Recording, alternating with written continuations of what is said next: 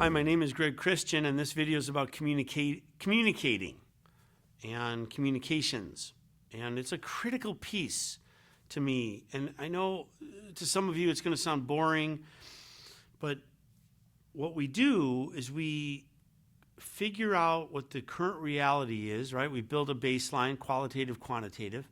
Then we dream a new dream for what we want it to be, and we set some benchmarks around that so we have a vision.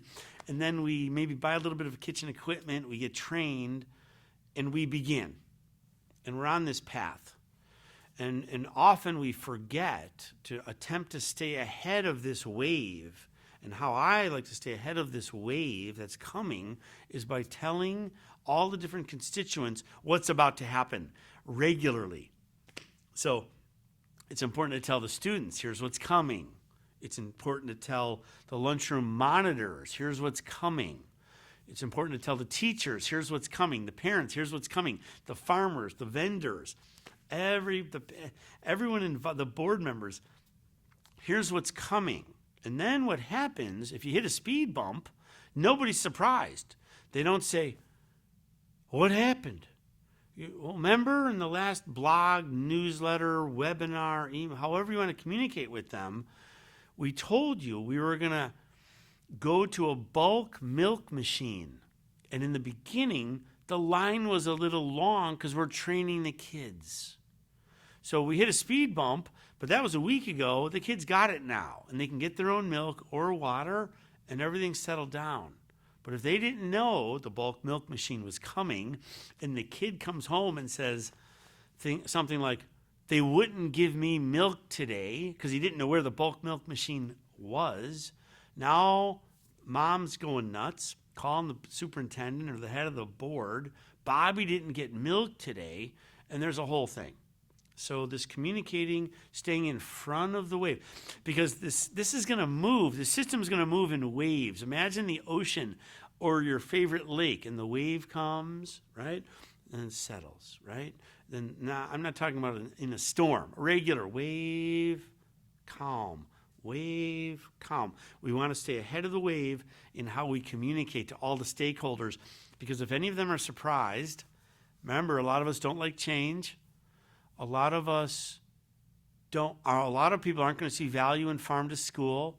Some people out there want their kids to eat junk food every day. And those moms, I have bellied up to those moms who say, I want my kid getting chicken nuggets every day. Totally serious, right? I want my kid drinking chocolate milk full of corn syrup every day. You can't take chocolate milk away from my boy, right? So if they don't know this is coming in waves, it's really hard to keep it going. I did a project once where a board member came up to me. We were separating waste in the dining room floor, and I was the waste monitor, and I was making sure the kids put the waste in the right garbage cans in the dining room, because we were going to measure plate waste and true trash and all, and the compostables and potato chip bags. I mean, we got a little nutty with what we were measuring. And I had a board member come up to me and get in my face and say, what kind of person are you telling people where to throw their garbage? Like, who do you think you are? So she didn't know. We didn't communicate to the board that we were going to be separating waste in the dining room. She settled down. She learned about it. She came and watched it. She was fine with it in the end. She was happy about it. But people need to know up front, and you need to be concise and to the point and be in front of whatever the next wave is. In conclusion, if you're ahead of every wave that's coming at the students and at the community, and you make a mistake, it's way easier to admit we made a mistake because they knew up front what you were working on. It's way harder to admit we made a mistake when no one knew it was coming. And so we want to be able to own our mistakes and our shortcomings, because you're not going to be perfect every time. So you have more elbow room to admit we fell down a little bit today. We're getting back up on that horse tomorrow.